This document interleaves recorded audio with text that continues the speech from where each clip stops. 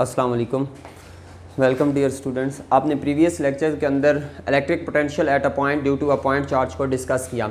उस लेक्चर के अंदर आपने लेक्चर के अंदर डिस्कस किया कि कैसे आपने एक पॉइंट चार्ज को लिया जो क्या कर रहा था, आपके पास फ्रॉम इन्फिनिटी टू मूव कर रहा था किस साइड पे, एक पॉइंट चार्ज क्यू की तरफ, और वो जो क्यू चार्ज था वो आपके पास रेडियल डायरेक्शन के अंदर इलेक्ट्रिक फील्ड लाइंस को क्या कर रहा था, एमिट कर रहा था। तो आपने इक्वेशन वहाँ पे डिराइव की R square is equal to R A square plus are A del are.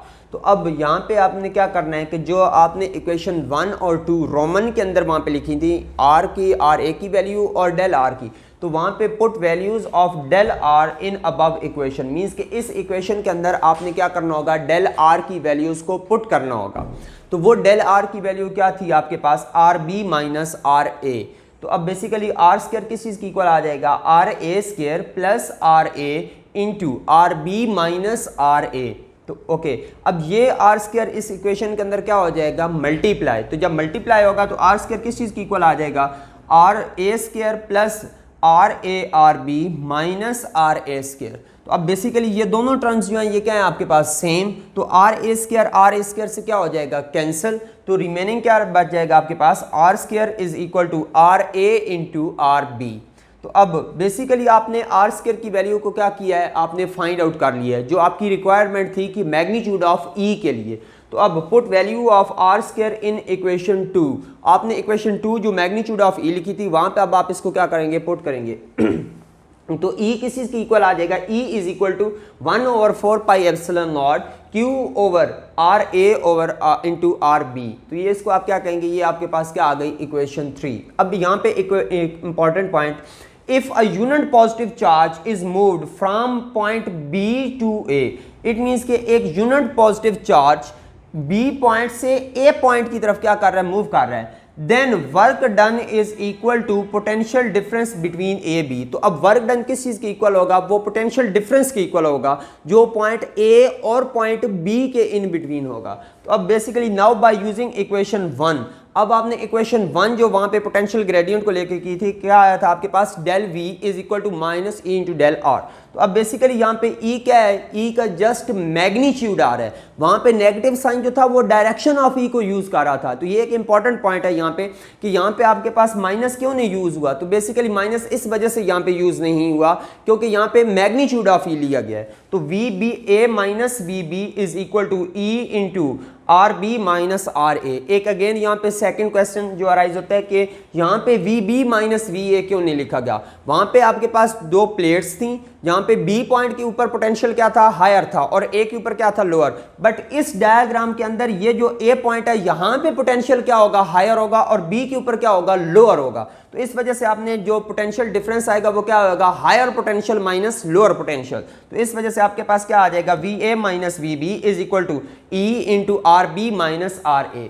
But E का भी यहाँ पे क्या आएगी वैल्यू जो आपने फाइंड आउट की, E is equal to 1/4 pi epsilon naught Q into R A R B. Now V A minus we B is equal to 1/4 pi epsilon naught Q into over are A R B into R B minus are A. Just आपने यही E की value कहाँ पे put कर दी, इस equation के अंदर। तो अब आपके पास क्या आएगा, यही आर ए आर बी इस इक्वेशन के अंदर क्या हो जाएगा, डिवाइड। तो ये क्या आ जाएगा, R B divided by R A R B minus are A divided by R A R B. तो अब यहाँ पे आर ए से कैंसिल हो जाएगा, आर बी से कैंसिल हो जाएगा। तो ये क्या आ जाएगा, V A minus we B is equal to 1/4 pi epsilon naught Q into 1/RA minus 1/RB. The above equation shows the potential difference between two points. अब ये जो इक्वेशन है आपके पास, ये इक्वेशन किस चीज़ को शो कर रही है कि जो पोटेंशियल डिफरेंस होगा इन दो पॉइंट्स के इन बिटवीन। अब आपने बेसिकली क्या फाइंड आउट करना है, electric potential at a point due to a point charge. To calculate potential at point A, assumed point B is at infinity. Means के अब आपने अगर A पॉइंट के ऊपर एक स्पेसिफिक पॉइंट के ऊपर पोटेंशियल को फाइंड आउट करना है तो आप अज्यूम कर लेते हैं कि जो B पॉइंट है वो क्या है आपके पास, इन्फिनिटी के ऊपर। तो इट मीन्स कि यहाँ पे इन्फिनिटी के ऊपर पोटेंशियल जो होगा वो क्या होगा आपके पास, जीरो, और जो डिस्टेंस होगा RB वो क्या हो जाएगा, infinity.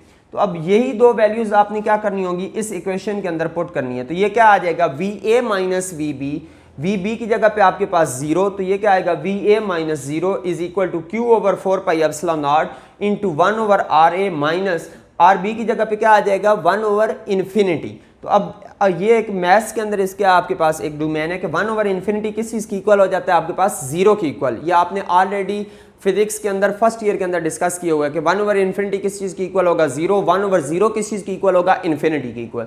So v a just किस चीज़ की इक्वल आ जाएगा q over 4 pi epsilon not into 1 over R A.